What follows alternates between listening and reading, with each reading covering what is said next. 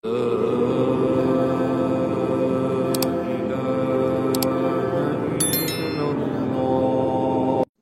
dipaparkan oleh Gus Haji itu memang Ba'lawi ini bukan hanya terkait nasab, jadi terkait ajaran-ajaran yang hari ini kita saksikan. Ada ajaran-ajaran yang tidak Nahdlatul Ulama style, lebih kepada ajaran-ajaran migran yang rupanya ingin disebarkan di tengah-tengah kalangan Nahdlatul Ulama, seperti pengagungan terhadap kuburan-kuburan. Nahdlatul Ulama itu tukang ziarah, tapi ziarahnya Nahdlatul Ulama adalah ziarah syar'iyah, ziarah yang sesuai dengan syarak, yaitu adalah lidzikril maut, untuk mengingat mati, tadkiratun lil maut. Tetapi kita saksikan cara ziarahnya para Ba'lawi ini cara-cara takdisul qabri, mengagungkan kuburan yang bukan ajaran Nahdlatul Ulama selama ini. Jadi kita sering ziarah, tetapi ziarah sekedar ziarah, tidak menjadikan kuburan sebagai basis daripada kegiatan. Tapi hari ini warga Nahdliyin ini ditarik seperti kaum Syiah. Coba lihat, kalau haul mereka bukan hanya berziarah, tetapi juga tazyinul qabri, menghias kuburan seperti kue tar. Payungnya diselimuti oleh kembang-kembang yang hampir tidak kelihatan payungnya. Makamnya juga nggak kelihatan makamnya. Mereka berkumpul, ada yang sambil berdiri, ada yang sambil duduk. Ya, kemudian mengadakan acara zikir-zikiran juga, seperti mereka berdiri dengan membungkuk-bungkukkan kepala, sering kita lihat itu. Nah, ini seperti orang-orang Yahudi itu ketika mereka di tembok ratapan. Kemudian ada prosesi dalam haul itu, mereka berjalan bersama-sama. Jadi berjalan bareng-bareng gitu, ada yang dipayungi. Itu tradisi-tradisi kaum Syiah Rafidhah. Tradisi kaum Syiah yang sesat, yang coba hari ini kemudian dimasukkan seakan-akan ini adalah ajaran Nahdlatul Ulama. Sama sekali ajaran ini bukan ajaran Nahdlatul Ulama, karena Nahdlatul Ulama adalah ajarannya adalah ajaran ahli sunnah wal jamaah al-asy'ariyah wal maturidiyah. Saya pernah mengatakan di dalam kitab saya Al-Fiqratun Nahdliyah, Nahdlatul Ulama hiya ruhun li jasadi ahli sunnah wal jamaah fi Indonesia. Hiya nurun muktabasun min anwaril hikamil aliyah wa taraikil mustaqimah wal basairil laihah wal mafahimid daqiqah wal asraril ghaliyah wal rasahul awliya'ut tis'ah wa ghairuhum minad du'atil jahbadah zawil ulumil al-zahirah wal batinah dzu la yanzuruna ila zawahiril asya'i illa ma'al insafi bi bawatiniha wa la yukhatibunahumul juhala'u illa qalu salama. Bahwa Nahdlatul Ulama adalah ruhun li jasadi ahli sunnah wal jamaah. Dia adalah spirit, ruh daripada jasad ahli sunnah wal jamaah yang ada di Indonesia. Dan di dalam ajaran ahli sunnah wal jamaah tidak ada takdisul qabri, mengagungkan kuburan. Kemudian haul bukan baca yasin, tapi jalan-jalan baris-baris begitu, pakai kacamata hitam, dengan payung-payung yang diputar-putar. Ini tradisi-tradisi Syiah. Tidak boleh Nahdlatul Ulama ikut-ikutan. Warga NU harus diberikan sebuah pencerahan bahwa semacam itu bukan tradisi Nahdlatul Ulama. Tidak diajarkan oleh Mbah Hasim, tidak diajarkan oleh Mbah Bisri, tidak diajarkan oleh Mbah Wahab, tidak diajarkan oleh Kiai Hasan Dipo, tidak diajarkan oleh Mbah Asnawi Kudus, tidak diajarkan oleh Mbah Nawawi Sidogiri, tidak diajarkan oleh Mbah Abdul Halim Majalengka. Nah, ini baru muncul hari-hari ini warga Nahdlatul Ulama kemudian diajari praktik-praktik Syiah. Mencium-cium kuburan kayak pacarnya. Mending kalau kuburannya asli, ya kadang kuburannya palsu. Dicium makamnya itu, nisannya habis itu. Bukan hanya orang-orang awam. Saya pernah lihat foto seorang menteri dari NU lagi.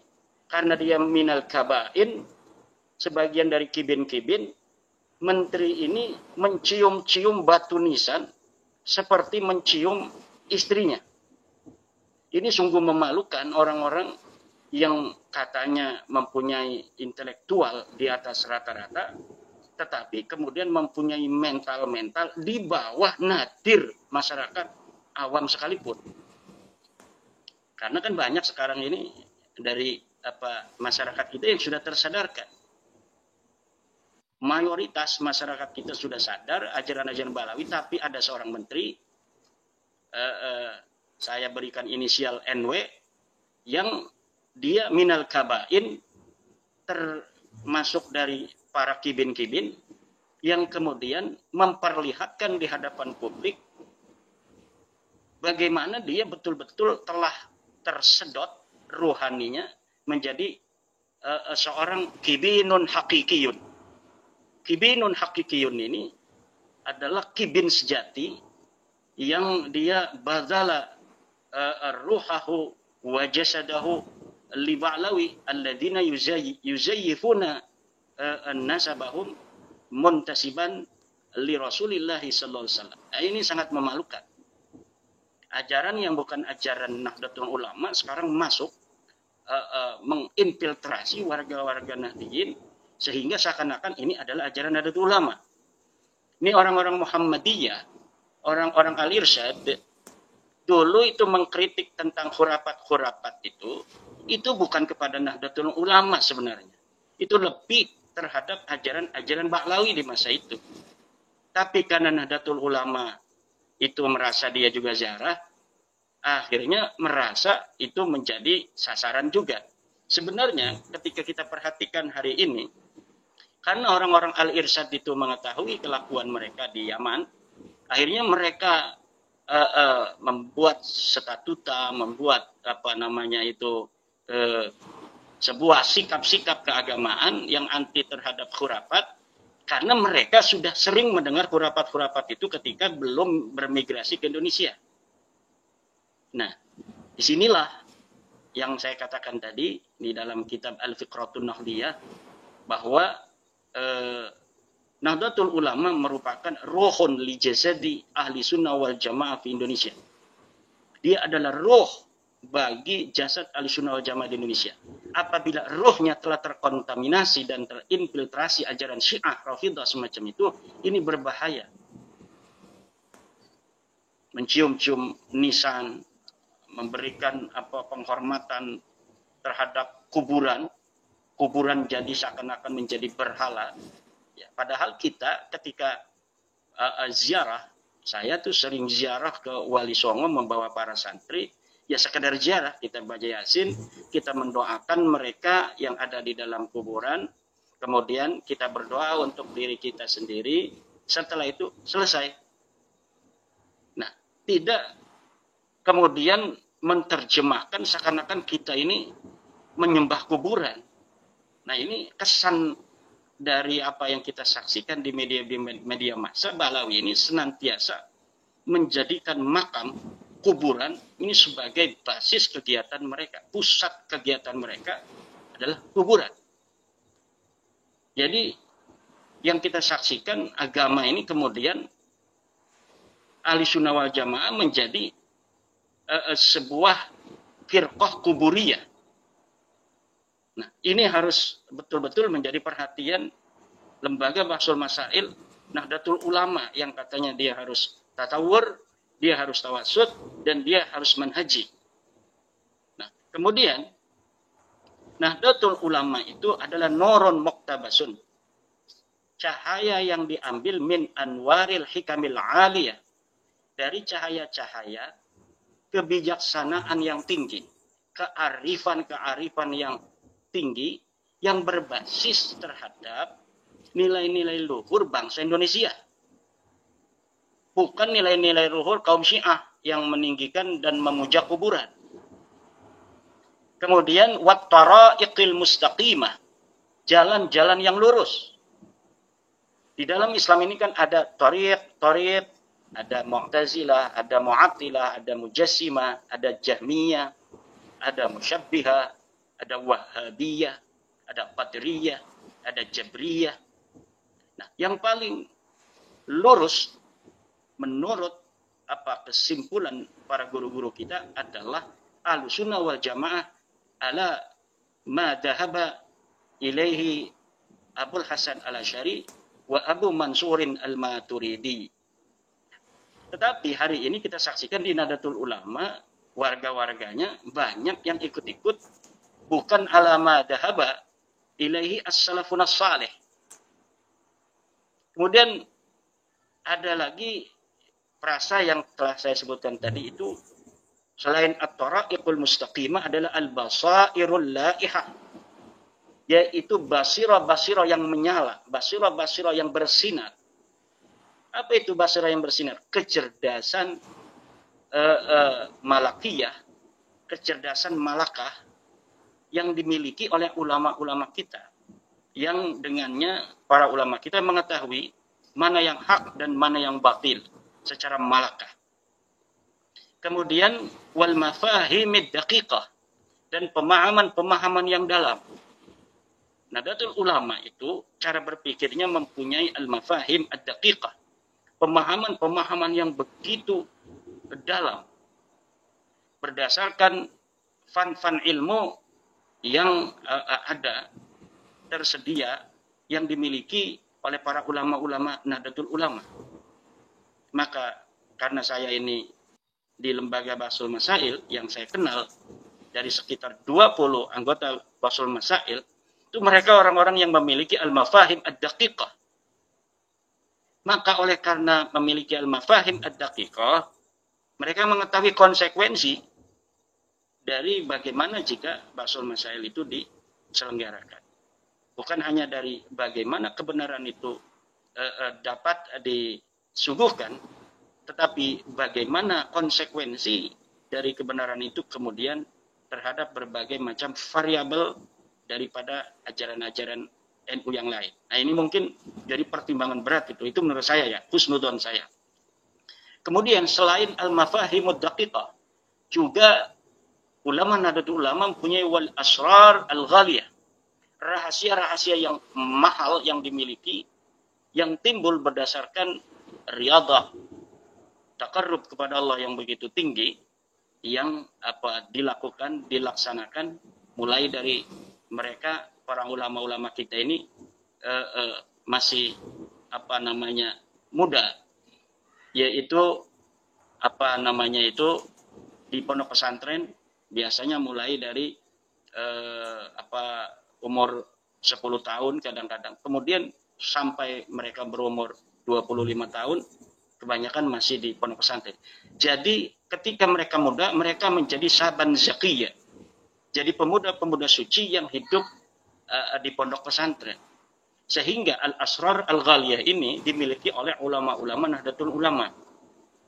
Nah, kemudian dari mana mereka mendapatkan nurun muktabasun itu? Nahdlatul Ulama, ulama-ulamanya memiliki nurun muktabasun itu warasahu al-awliya'u tis'ah, yang diwariskan oleh Wali Songo wa ghairuhum minad du'atil jahbada, dan selain dari Wali Songo, dari para penyiar-penyiar agama yang sangat cerdas. Dawil ulumi zahirati wal batinah, yang memiliki ilmu zahir dan ilmu batin. Jadi para wali itu selain memiliki ilmu zahir, dia pandai di dalam ilmu fikih, dia pandai di dalam ilmu tauhid, dia pandai di dalam ilmu tafsir, hadis, nahwu, sharaf, balaghah, mantik, ilmu-ilmu asbabun nuzul, al-ayah, asbabul wurud al-hadis, dan lain sebagainya. Tetapi ulama-ulama Nahdlatul Ulama juga memiliki sebuah kekhasan tamayuzat dari ulama-ulama yang lain, yaitu riyadhah, takarrub kepada Allah yang begitu kuat dan begitu tinggi. Ya. Kemudian dzu la yanduruna dhawahiral asya illa ma'al insafi bi bawatiniha. Cara pandang ulama Nahdlatul Ulama itu tidak hanya kepada zawahiral asya, secara zahir saja, tetapi juga ma'al insafi bi bawatiniha. Para ulama Nahdlatul Ulama menginsafi, menyadari konsekuensi daripada zawahiral asya itu. Wala yukhatibunahumul juhala illa qalu salama. Dan apabila para ulama-ulama Nahdlatul Ulama itu, ini ulama yang idealis ya, yang idealnya ulama Nahdlatul Ulama, wala yukhatibunahumul juhala illa qalu salama, tidaklah berkata kepada mereka orang-orang bodoh illa qalu salama, kecuali para ulama-ulama ideal di Nahdlatul Ulama itu berkata tentang yang baik-baik saja.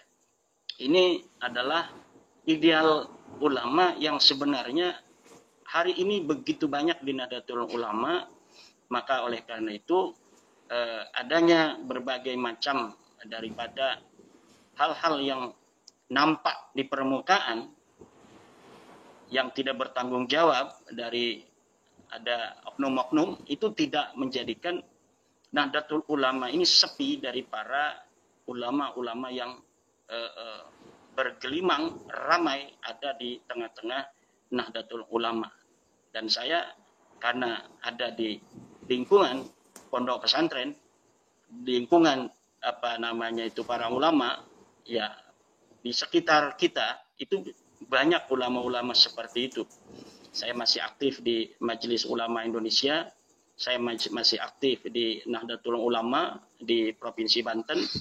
Saya juga aktif di tengah-tengah masyarakat, dan di sekitar kita ulama-ulama Nahdlatul Ulama itu memiliki prinsip-prinsip dasar semacam itu. Maka apapun yang hari ini kita saksikan di permukaan itu tidak mencerminkan secara de facto daripada resources yang begitu kuat yang dimiliki oleh Nahdlatul Ulama. Karena kita meyakini, sebagaimana Syekh Hasyim Asy'ari di dalam Qanun Asasi juga mengatakan bahwa hadihi jam'iyyatun mubarakatun, bahwa Nahdlatul Ulama adalah organisasi yang diberkahi oleh Allah Subhanahu wa taala. Namun berbagai macam kritik dari berbagai macam arah hari ini harus menjadi perhatian Nahdlatul Ulama juga, khususnya yang sedang mengemban tugas di PBNU, untuk kemudian menyadari bagaimana perhatian begitu besar dari masyarakat terhadap Nahdlatul Ulama. Nah, termasuk kritik-kritik konstruktif dari Dr. Sugeng Sugiarto tentang terkait nasabah Alawi ini.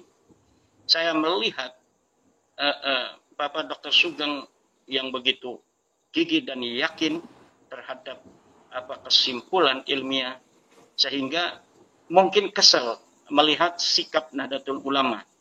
Nah, terutama maksud saya sikap PBNU terhadap polemik nasab ini. Tetapi sekali lagi saya meyakinkan pada Dr. Sugeng Sugiarto bahwa Nahdlatul Ulama yang walaupun itu bisa dilihat secara struktural dari PBNU, tetapi secara de facto ulama-ulama Nahdlatul Ulama yang bergelimang hadir di tengah-tengah masyarakat itu memiliki integritas moral dan ilmu pengetahuan yang insya Allah dapat dipertanggungjawabkan, baik secara turas, ilmu-ilmu warisan diniyah yang ada dari mereka, juga tentang tokoh-tokoh intelektual di kalangan Nahdlatul Ulama.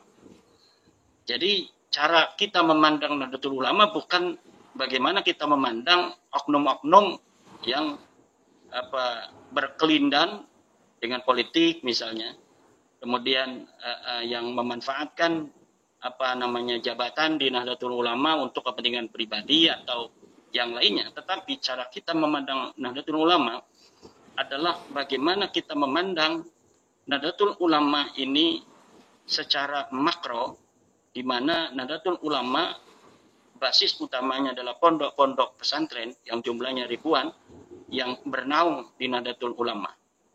Yang di situ dalam setiap pondok pesantren ada kiai.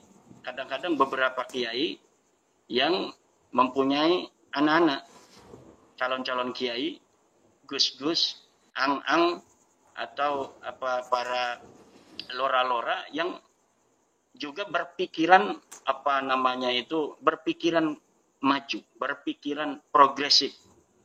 Dan ini banyak sekali, tetapi banyak di antara mereka yang belum mempunyai kesempatan untuk tampil di hadapan publik. Sehingga apa yang kita saksikan, ya dia lagi, seakan-akan itu mewakili daripada Nahdlatul Ulama. Nahdlatul Ulama ini begitu besar, berdasarkan survei saja itu 53% dari umat Islam yang ada di Indonesia ini menisbahkan dirinya atau mengaku sebagai bagian dari Nahdlatul Ulama. Termasuk Pak Dr. Sugeng ini merupakan atau pernah saya mendengar dari podcast beliau mengaku bagian dari Nahdlatul Ulama, tetapi tidak ada di struktur kan. Tidak ada di struktur MWC, tidak ada di ranting, tidak ada di Banom, tetapi Nahdlatul Ulama itu mempunyai kekhasan bahwa orang merasa nyaman, merasa dekat, merasa bagian dari Nahdlatul Ulama. Sehingga kemudian ketika ada hal-hal yang tidak sesuai dari pengurus tentang kebijakan-kebijakan suatu hal, mereka merasa berhak marah gitu. Dan ini hal semacam ini juga diinsafi oleh para pengurus. Bahkan Kiai Yahya Stakuf pernah mengatakan tentang masalah nasab ini. Ini yang tidak setuju dengan Ba'alawi, kalau mau mencaci saya saja. Yang setuju dengan Ba'alawi, artinya nasabnya putus, misalnya caci saya. Yang mengatakan nasabnya putus, kalau mau mencaci, jangan caci Ba'alawi, caci saya. Dari pendukung Ba'alawi yang mengatakan nasabnya itu tersambung, kalau mau mencaci, yang memutuskan, caci saya aja. Nah ini adalah menurut saya termasuk di dalam langkah-langkah para pengurus Nahdlatul Ulama di dalam bagaimana berusaha untuk tetap berada di garis netral itu, garis tawasud Pak Dr. Sugeng. Nah, merasa bahwa memang Nahdlatul Ulama ini begitu kompleks dan begitu besar, sehingga banyak orang yang merasa memiliki dan merasa dirinya sebagai bagian dari Nahdlatul Ulama yang berhak dia marah, berhak dia itu mengkritisi, dan kemudian tidak boleh kemudian pengurus mengatakan, kamu apa ciri-ciri bahwa kamu Nahdlatul Ulama sehingga mengkritiki kami? Mana buktinya kamu Nahdlatul Ulama? Tidak ada itu para pengurus yang seperti itu. Karena di dalam Nahdlatul Ulama memang ada sebuah hal-hal yang begitu unik dalam organisasi Nahdlatul Ulama. Di antaranya semacam itu. Bahkan orang-orang yang hari ini berseberangan secara fikrah, harokah dengan Nahdlatul Ulama, mereka berkatanya, saya juga NU. Gitu. Seperti orang-orang FPI, orang-orang HTI kadang-kadang, dia ngomong pertamanya ketika mau menyerang Nahdlatul Ulama, itu dengan bahasa saya juga NU. Nah ini hal yang begitu unik di dalam Nahdlatul Ulama. Dan bagi siapa orang yang hari ini merasa dirinya Nahdlatul Ulama, kemudian merasa